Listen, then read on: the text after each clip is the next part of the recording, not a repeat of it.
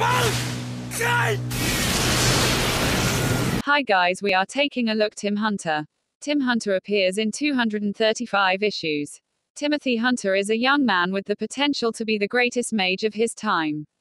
Tim Hunter, a young boy from London, was approached by four men of great mystical power, the Trenchcoat Brigade, and told that he had the potential to become the greatest magician of all time. Of course, he was a little unsure at first. And before he made his decision, whether or not he would accept the world of magic, they were each to show him part of the history of magic, let him see what world he could be a part of. So the Phantom Stranger took him through the history of magic. John Constantine took him to meet practitioners of magic in the present, including Zatanna, Dr. Occult, Azar. Oz tours him through the fairy and various other dimensions, including Hell, the Dreaming, Gemworld and Skartaris. Mr. E shows him the future all the way up to the end of time, where Mr. E tries to kill Tim, who is saved by Death of the Endless. Although the illusion of a choice was proposed initially, since he was shown magic, Tim never really had a choice at all. And so began his journey to become the Merlin. Created in 1990 by Neil Gaiman and John Bolton, Tim Hunter first appeared in the Prestige format 4-issue miniseries The Books of Magic. Each issue was by a different artist and took on a different area of the magic in the DCU, but ironically, the character would be brought back to comics in 1993 as part of the Vertigo imprint. And most of his DCU ties would be cut, and he was left to explore a different world with new allies and enemies. Although the occasional cameo from characters met in the original miniseries would still occur. It should also be noted that Tim Hunter predates his oft-compared novel counterpart Harry Potter by 7 years, although the White School Tim attended for a few years only came about in 2000, after the fourth Harry Potter book, all of which, up to that point, revolved around the idea of Harry attending the magic school Hogwarts. Following the initial Books of Magic miniseries, Tim is next seen in the series, Mr. E, which details the man's journey back to his own time. His next big role. E was in the Children's Crusade, which had an Arcana annual, a one-shot dedicated to Tim Hunter's role in the story. From that point he has appeared in several different titles for a cameo here and there. But for the most part he has been limited to a number of volumes with the Books of Magic title, or variants thereof. The first of these, as well as the longest, began publication in 1994 under the Vertigo imprint. It was written by John Nay Reber, number 1 to 50, and Peter Gross, number 51 to 75, all with consultation from Neil Gaiman, and ran for 6 years and 75 issues, along with 3 annuals.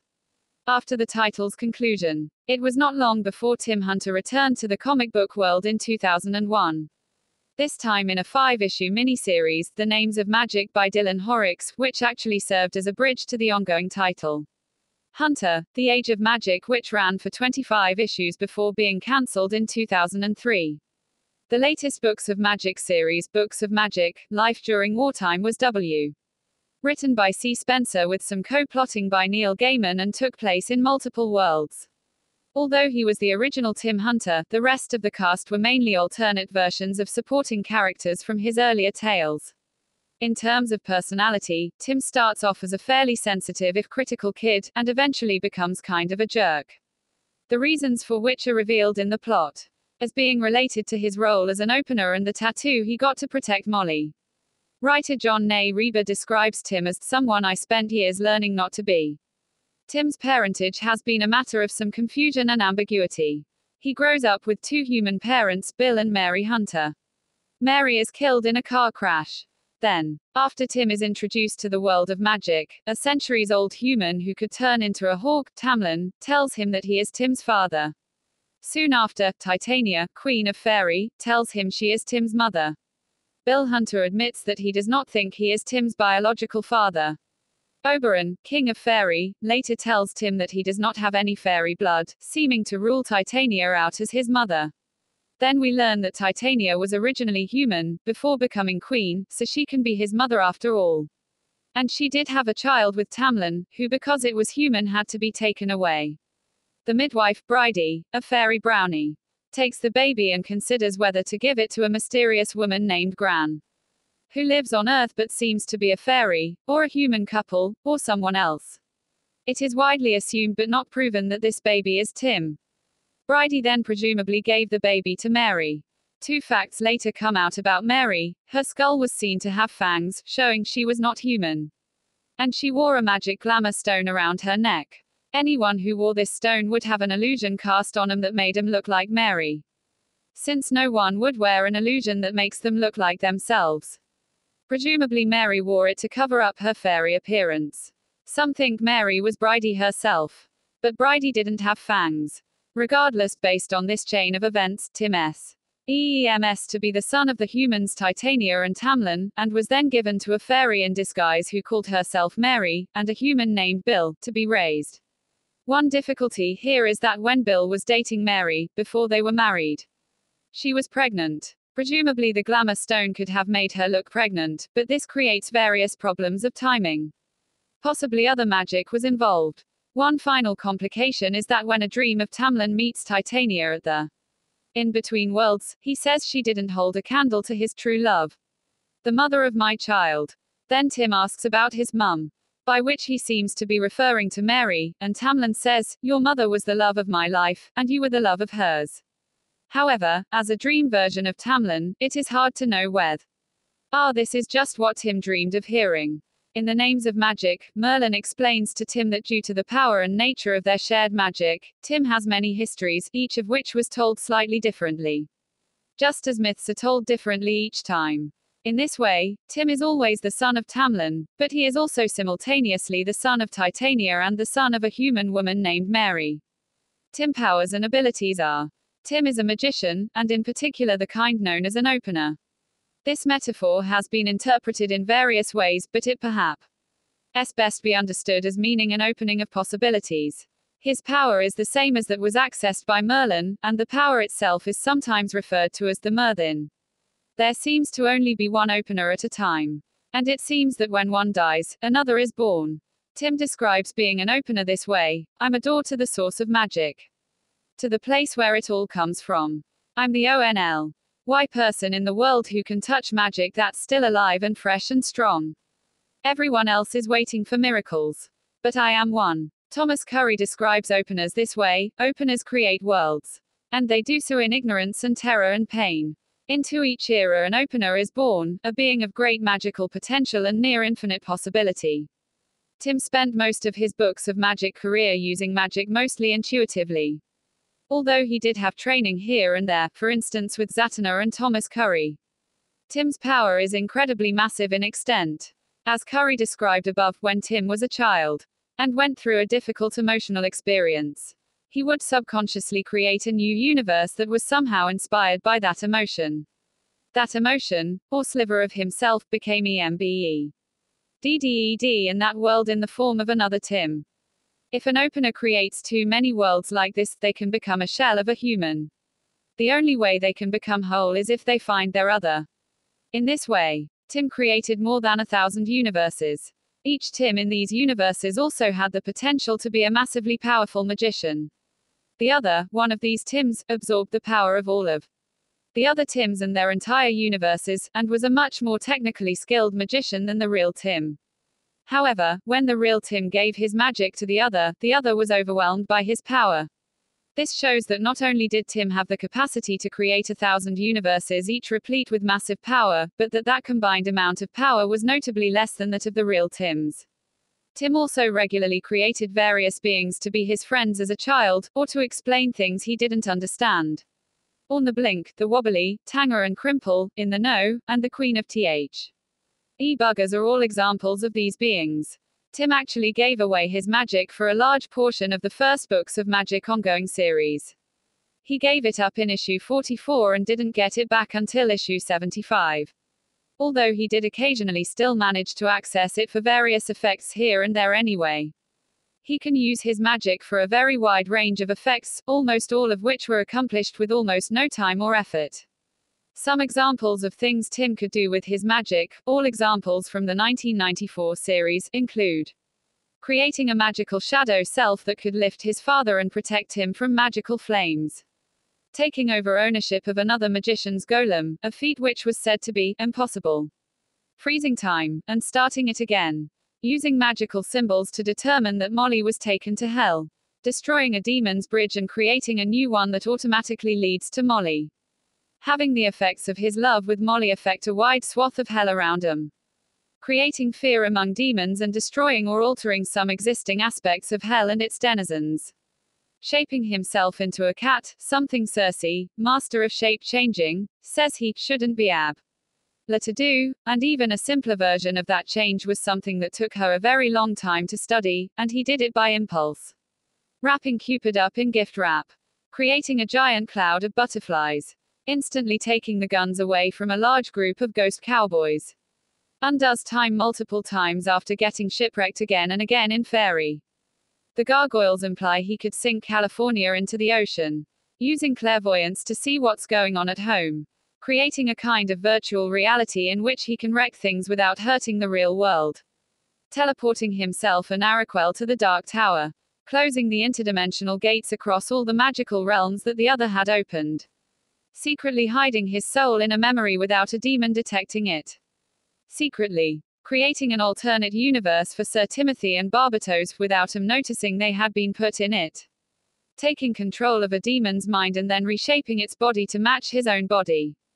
Even after he gave up his opener's power, he was still sometimes able to access it, or to use other magic that he learned just like anyone else. He could use the sight to see magic, or to track people, even the wild hunt. With greater ability than anyone Thomas Currie had ever seen. He was able to destroy his creations, the light-hearted brigade. He could make the bottles containing his journal disappear. The equipment that Tim uses are Stone of Opening. This stone essentially expands and allows easier access to his capacity as an opener. Tamlin gave it to him. But he didn't use it much and soon lost it to Kara. She gave it back much later and he used it to remove the tattoo he got from Circe, then to experience the lives of many people. Araquel cut it off him, and it fell into the water. Mundane egg. He gained this at a fairy market. This egg has the capacity to create a new world. He accidentally destroyed it during an argument with Titania. Key to worlds. He was given this by Titania. It allows one to travel to other dimensions, as he did to Fairy, Hell, and Skept's world. Not seen after Hugh on the Small uses it unlock his access to the rest of Fairy and then gives it back to Tim. Glamour Stone. This creates an illusion, making the wearer look like Mary Hunter. It is possible for the wearer to alter the illusion, and Tim eventually makes it make him look like a teen version of his mom. Helmet of the Lord of the Hunt provides increased sensory awareness, both of the natural senses and metaphysical ones. It even lets you see the wind. Tim described it as 100 times stronger than the sight. Its power can only charge through fresh blood. Some of the Tims listed here are classic, alternate versions, in the sense that they are from parallel universes or alternate timelines.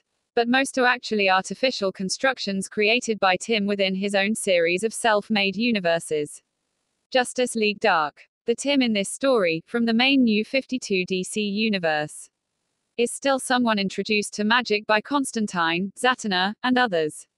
But he has given his power up. It turns out that he is the son of Jack Hunter, from another dimension, who is also very powerful. The Justice League Dark team sparks back Tim's powers, after which he helps them in various battles in the main DC universe and an alternate dimension connected to it. Ultimately, he and his father decide to stay in the other dimension to help the people there acclimate to magic. Sir Timothy Hunter. Sir Timothy is not really an alternate universe version of Tim. He is Tim's real original body which has had its soul taken out, although Tim does then create a universe for him to live in. Over time he becomes the slave of Barbatos, then eventually becomes a dragon. And eventually becomes good before he dies. Tims from alternate universes that Tim created. The other, a Tim he created in one of his other universes, becomes evil and wants to destroy Al of Tim's other universes so he can be the only one left. Killed by Tim and Barbatos. The Tim from Thomas Currie's universe is happy. This universe is a perfect one, similar to a fantasy medieval era. Tim is a powerful magician. And all his different family members are alive and live together in harmony, as do all his creations. He notes that he thought Molly was his other, but she was actually his love. The other Tim is his other. Killed by the other. One Tim accidentally froze time and couldn't turn it back on. He went insane from having no one else to talk to, and did horrible things. Ike, as it was implied, raping the time-frozen Molly of his world. Killed by the other. One Tim accepted his fairy heritage and took on a more fairy-like form, becoming a prince of fairy. Killed by the other. One Tim is on a team that is a parody of the Teen Titans. He acts in the Nightwing role. He is known as Hellspawn, ward to Hellblazer, a billionaire mystic crime fighter. Upon learning that he is partly French, Hellblazer kicks him out, and Hellspawn joins the Mystic Youth along with various other characters who are versions of real-life books of magic characters. Killed by Moonchild, Leah, on behalf of the other. One Tim has a very happy relationship with Molly and seems pretty content and well-adjusted. Killed by the other. One Tim did not lose his mom, and did not take the path to magic. Killed by the other. One Tim ends up getting sold to a fairy who then has him executed in the fairy market. Mystery alternate timeline versions. Soon after first meeting Tim in the Books of Magic limited series, Mystery continues to be obsessed with killing Tim in his own limited series. This starts off in the main DC Universe timeline, but then starts splitting off into alternate timelines. A machine called the Panoptic, which uses Mystery's eyes, can see that there are many Tim Hunters, some magical, some not, some good, some evil, across the many timelines. Traveling to these timelines, Mystery meets some of these Tims. He kills one Tim who is trying to contain the cold flame, thus allowing the cold flame to escape. One Tim goes to a magic shop and asks to learn real magic due to nightmares of Mystery. He learns to shoot energy blasts and fly.